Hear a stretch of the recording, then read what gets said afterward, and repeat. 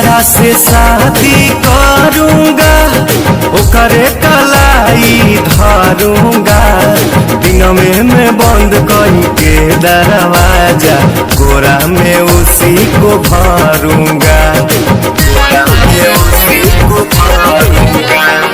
जेकरा से शादी करूंगा ओकरे कलाई धरूंगा, दिन में बंद कई के दरवाजा, गोरा में उसी को भरूंगा। मेरे राजा जी ऐसे न बोलो, लाज शर्म के शटर तो खोलो, दूध में हल्दी मिला के पीजिए मेरे मरद। अच्छा मेरे मरद महोदय जी, लब का उद्घाटन कीजिए मेरे मरद महोदय जी, लब का उद्घाटन अरे कीजिए ना।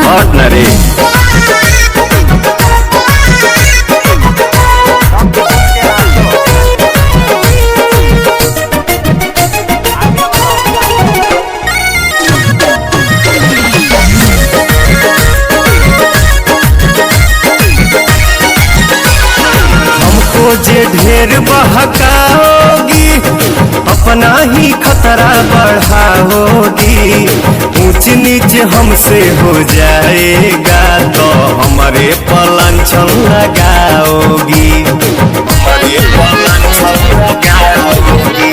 सुन, हमको जे ढेर बहकाओगी अपना ही खतरा बढ़ाओगी, ऊंच नीच हमसे हो जाएगा तो हमारे पलांछन लगाओगी।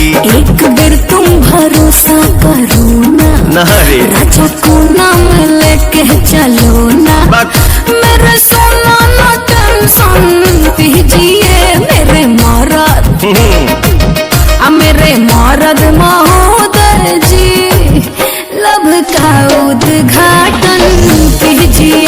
तो हमारा मेहर के सौतन जी, जाके दूसरा के लाइन कीजिए। प्रणाम। मरद महोदय जी, लब का उद्घाटन कीजिए।